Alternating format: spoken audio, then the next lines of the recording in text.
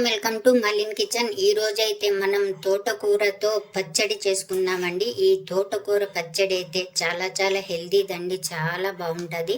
వేడి వేడి అన్నంలో వేసుకొని తింటే అద్దురిపోతుందండి. ఈ పచ్చడి అయితే అంత బాగుంది. మీరు తప్పకుండా ట్రై చేయండి తోటకూర పచ్చడి.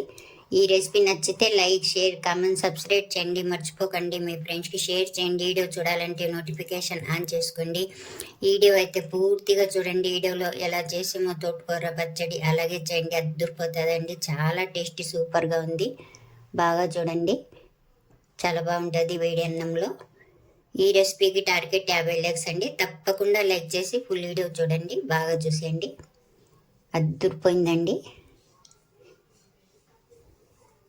Thank you. అయినా మనం ఇందులో 1 చెంచా నూనె వేసుకోవాలి.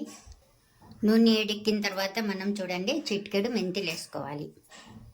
అలాగే 1/2 చెంచా జీలకర్ర వేసుకోవాలి. అలాగే 1 చెంచా నువ్వులు వేసుకోవాలి.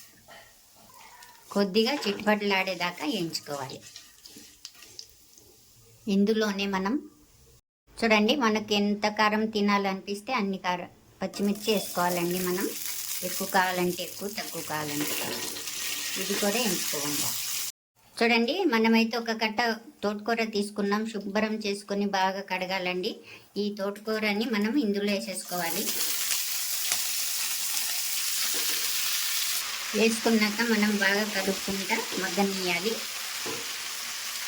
ఇప్పుడు ఇందులోనే మనం టమాటాలండి, 2 టమాటాలు శుభ్రంగా కడిగి కట్ చేసుకొని ఇందులో వేసుకోవాలి. అలాగే మనం చింతపండు కూడా వేసుకోవాలండి తగినంత. టమాటా కూడా మనకు బాగా వేగిపోవాలండి నూనెలోనే. మనకు ఇందులోనే 1/2 చెంచా పసుపు వేసుకోవాలి.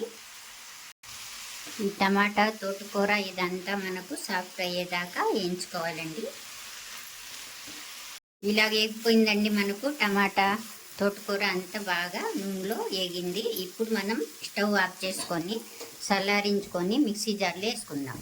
చూడండి చల్లారిపోయినాయండి. నేనైతే మిక్సీ జార్లో వేసుకున్నాను.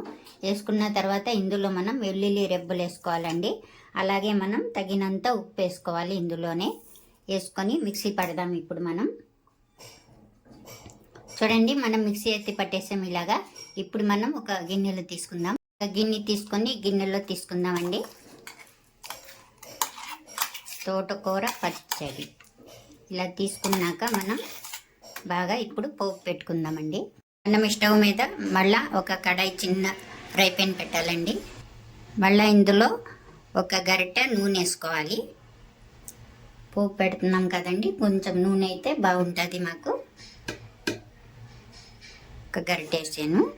వేడెక్కిన తర్వాత మనం నూనె వేడెక్కిన తర్వాత పోపు సామాను వేసుకోవాలండి. మనం ఆవాలు, జీలకర్ర, శనగపప్పు, కొద్దిగా మినపప్పు అలాగే మనం వేయించుకోవాలి.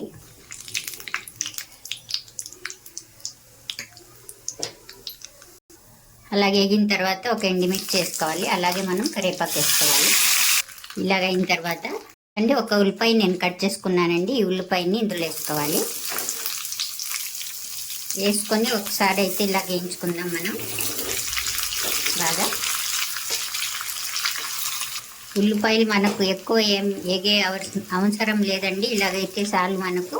స్టవ్ అయితే ఆఫ్ చేసుకున్నామండి. మనం ఇప్పుడు పచ్చడిలో వేసేసుకుందాం. ఈ పోపుని ఈ పచ్చడిలో వేసుకోవాలి. ఇలా వేసుకున్న తర్వాత మనం ఒక్కసారి అయితే ఇలా కలిపేసుకోవాలి పచ్చడి అంతా. ఇలాగంతా కలిపేసుకోవాలండి మనం పోపు అంతా పచ్చడిలో. అంతే అండి, ఎంతో హెల్దీ అయిన, టేస్టీ అయిన తోటకూర పచ్చడి అయితే రెడీ అయిపోయింది. ఈ రెసిపీ నచ్చితే లైక్ చేయండి.